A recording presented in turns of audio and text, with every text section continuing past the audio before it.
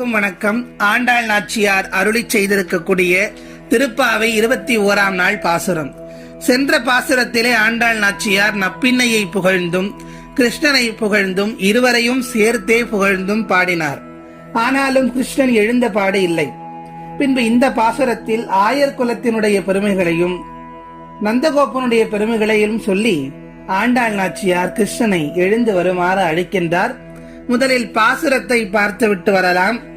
ஏற்ற கலங்கள் எதிர்பொங்கி மீதளிப்ப மாற்றாதே பால் சொரியும் வள்ளல் பெரும் பசுக்கள் ஆற்ற படைத்தான் மகனே அறிவுராய் ஊற்றமுடையாய் பெரியாய் உலகினில் தோற்றமாய் நின்ற சுடரே துயிலெழாய் மாற்றார் உனக்கு வழி தொலைந்து உன் வாசற்கண் ஆற்றாது வந்து உன் அடிபணியும் ஆ போலே போற்றியாம் வந்தோம் புகழ்ந்தேலோர் எம்பாவா என்பது ஆண்டாள் நாச்சியார் அருளி இருக்கக்கூடிய 21ஆம் நாள் திருப்பாவை பாசுரம். வரிக்கு வரியான விளக்கத்தை பார்க்கலாம். ஏற்ற கலங்கள் எதிர்பொங்கி மீதளிப்ப மாற்றாதே பால் சொரியும் வள்ளல் பெரும் பசுக்கள் ஆற்ற படைத்தான் மகனே. ஆயர் குலத்திலே இருக்கக்கூடிய பசு இனங்கள் எல்லாம் எப்படி இருக்கின்றன என்பதை பற்றி சொல்லுகின்றார். ஏற்ற கலங்கள், எப்படி கலங்கள் என்றால் பாத்திரம், எப்படிப்பட்ட பாத்திரத்தை கொண்டு சென்று பாலை சொரிய சென்றாலும் இல்லை என்று சொல்லாத அளவிற்கு பாலை சொரியக்கூடிய வகையிலே வள்ளல் தன்மையோடு அந்த பசுக்கள் விளங்குகின்றன என்று சொல்லுகின்றார் ஆண்டாள் நாச்சியார்.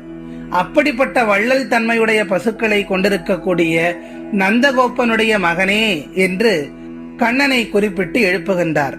அந்த பசுக்கள் மட்டும் வள்ளல் தன்மையோடு இல்லை. ஏனென்றால் அம்பரமே தண்ணீரே சோரே, அந்த பசுக்களை பராமரிக்கக்கூடிய அளவுக்கான செல்வங்களையும் ஊட்டச்சத்து மிகுந்த உணவையும் கொடுக்கக்கூடிய அளவிற்கு நந்தகோபன் வள்ளல் தன்மையோடு இருக்கின்றார் என்பதை இங்கே பதிவு செய்து காட்டுகின்றார். எப்படி பசுக்கள் தங்களின் வள்ளல் தன்மையால் சிறந்து விளங்குகின்றனவோ அது போன்று நீ எங்களுக்கு அதிகாலையில் பசுக்களை நாடி பால் கறக்கும் ஆயர்களைப் போல நாங்கள் எல்லாம் உன் வாசல் வந்து நின்று கொண்டிருக்கின்றோம். எப்படி பசுக்கள் தங்களின் வள்ளல் தன்மையால் சிறந்து விளங்குகின்றனவோ அதே போன்று நீ எங்களுக்கு வரங்களை வாரி வழங்கி எங்களை நிறைவாக்க வேண்டும். ஆகவே நீ துயிலெழுந்து வர வேண்டும் என்று கேட்கின்றாள் ஆண்டாள் நாச்சியார். அதற்கு பிறகு சொல்லுகின்றாள், அறிவுராய் ஊற்றமுடையாய் பெரியாய் உலகினில் தோற்றமாய் என்ற சுடரே துயிலெழாய். இப்படி நந்தகோபனுடைய பெருமையை சொல்லியும் கண்ணன் எழுந்து வரவில்லை. ஆயர் குலத்திலே இருக்கக்கூடிய பசுக்களுடைய பெருமையை சொல்லியும் கண்ணன் எழுந்து வரவில்லை. அடுத்ததாக அவருடைய உயர்வுகளை பற்றி சொல்லுகின்றார். அறிவுராய், உனக்கு நாங்கள் ஒன்று சொல்ல இருக்கின்றோம். ஊற்றமுடையாய், கண்ணா, இந்த உலகினில் முதல்வனாக விளங்கக்கூடியவனே நீதான். இந்த உலகத்தின் முதல் சுடரே நீதான். ஊற்றமுடையாய் பெரியாய், இந்த உலகத்திலே பெரியவர்கள் என்று எதையாவது ஒன்றை எடுத்துக்கொண்டோமையானால் அப்படி எல்லாவற்றுக்கும் பெரியவனாக விளங்கக்கூடியவனே நீதான். அடுத்த வரிகளில் உலகினில் தோற்றமாய் என்ற சுடரே என்று சொல்லுகின்றார். இந்த உலகத்தில் உள்ள அனைவரும் என்ன நினைத்துக் கொண்டிருக்கிறார்கள்? சூரியன் தான் மிகப்பெரிய ஒளி தரக்கூடியவன், சூரியன் தான் உயர்ந்தவன் என்று சொல்லிக் கொண்டிருக்கிறார்கள். ஆனால் அதைவிடவும் பெரிய ஒளி ஒன்று இருக்கிறது. அதுதான் இந்த கண்ணனுடைய அருள் ஒளி. சூரியனை விட பெரிதாக அருள் ஒளியை உலகம் முழுவதும் பாய்ச்சக்கூடியவன் நம்முடைய கண்ணன்.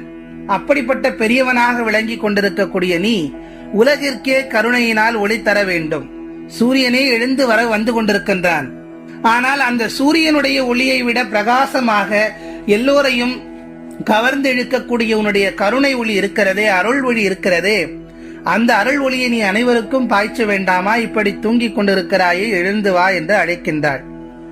அடுத்த வரிகளில் சொல்லுகின்றார், மாற்றார் உனக்கு வழி தொலைந்து உன் வாசற்கண் ஆற்றாது வந்துன் அடிபணியும் ஆ போலே போற்றியாம் வந்தோம் புகழ்ந்தேலோர் எம்பாவாய். இப்போது அவர்களெல்லாம் எப்படி வந்திருக்கிறார்கள் என்ற விஷயத்தை ஆண்டாள் நாச்சியார் இங்கே பதிவு செய்கின்றார். உன்னுடைய பகைவர்கள் எல்லாம் உன் வலிமையை கண்டு அஞ்சி உன் வாசல் வந்து சரணாகதி அடைந்து சரணடைந்து நின்று கொண்டிருக்கிறார்கள். அத்தகைய புகழும் பெருமையும் வலிமையும் உடைய உன்னை போற்றி புகழ்ந்து பாடுவதற்காக வந்திருக்கிறோம்.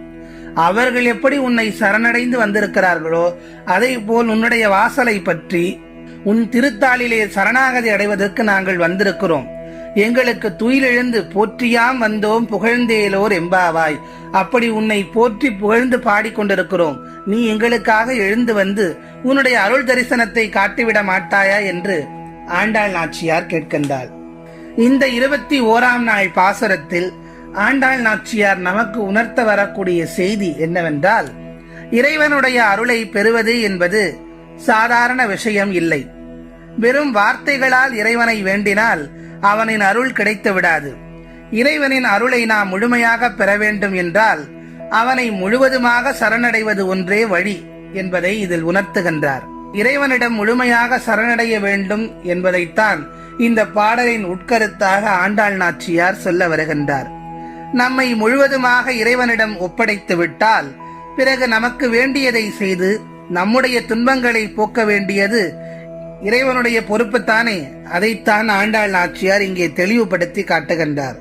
ஆகவே நாமும் நம்முடைய அறியாமைகளை எல்லாம் நீக்கி இறைவனிடம் முழுமையாக சரணடைந்து அந்த கண்ணனையே போற்றி பாடி அவனுடைய பெருமைகளை சொல்லி துதித்து புகழ்ந்து நாமும் அவனுடைய தாளை பணிந்து சரணாகதி அடைவோம் என்று சொல்லி மீண்டும் நாளைய பாவை பாசுரத்தில் சந்திப்போம். நன்றி, வணக்கம்.